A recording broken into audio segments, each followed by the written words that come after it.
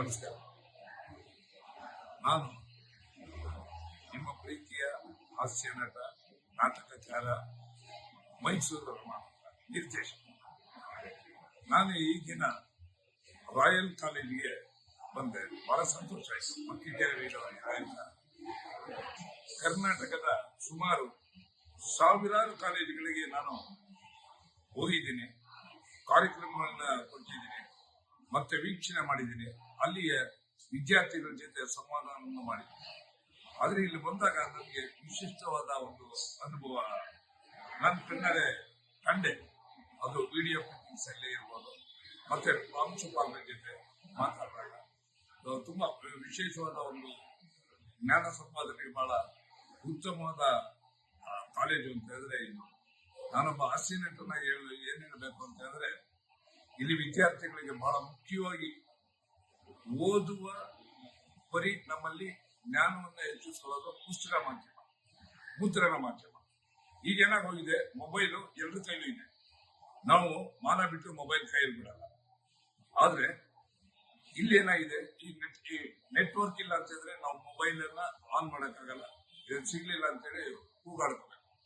ನಾವೇನ್ ಮಾಡಿದೀವಿ, ರಾತ್ರಿ ಮಲಗಬೇಕಾದ್ರೂ ಮೊಬೈಲ್ ನ ಪಕ್ಕದಲ್ಲಿ ಇಟ್ಕೊಂಡೆ ಮಲ್ಕೊಂಡ್, ಅದನ್ನು ಅಟ್ಲೀಸ್ಟ್ 1 ಫೀಟ್ ದೂರದಲ್ಲೂ ಇಡಲ್ಲ, ಅಷ್ಟು ಮುಂದುವರೆದು ಹೊಟ್ಟಿದೀವಿ.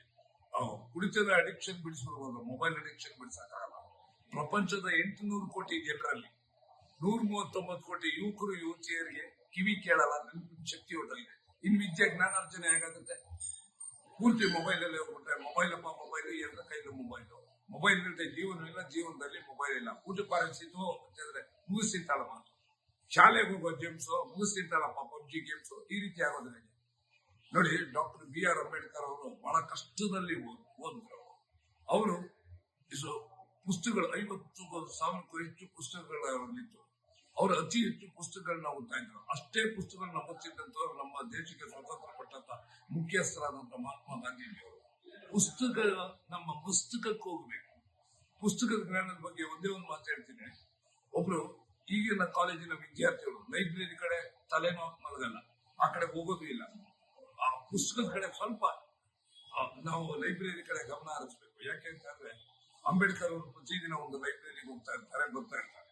ಅವನು ಸ್ವಾಮಿ ಟೈಮ್ ಆಯ್ತು ಹೋಗಿ ಸ್ವಾಮಿ ಅಂತ ಹೇಳಿ ಪ್ರತಿದಿನ ಹೇಳ್ತಾ ಇರ್ತಾರೆ. ಒಂದಿನ ಬೀಗ ಹಾಕೊಂಡು ಹೋಗ್ತಾರೆ, ಗೊತ್ತಿರಲ್ಲ ಅವನಿಗೆ, ಗ್ರಂಥಪಾಲಕನಿಗೆ. ಮಾರನೇ ದಿನ ಬೆಳಗ್ಗೆ ಬರ್ತಾನೆ, ಬಾಗಿಲು ತೆಗಿತಾನೆ, ಅಂಬೇಡ್ಕರ್ ಏನ್ ಮಾಡ್ತಾ ಇರ್ತಾರೆ, ಓದ್ತಾರೆ. ಅದಕ್ಕೇನೆ ಅವರು ವಿಶ್ವವಿಖ್ಯಾತವಾದ ಒಂದು ಸಂವಿಧಾನವನ್ನು ರಚಿಸಬೇಕಾದ್ರೆ 51 ದೇಶದ ಸಂವಿಧಾನವನ್ನು ಓದಿ ಉತ್ತಮವಾದ ಸಂವಿಧಾನವನ್ನು ಕೊಟ್ಟಿದ್ದು. ಯಾಕೆಂದ್ರೆ ಓದುವ ಜ್ಞಾನ ಹೆಚ್ಚಿದ್ರಿಂದ.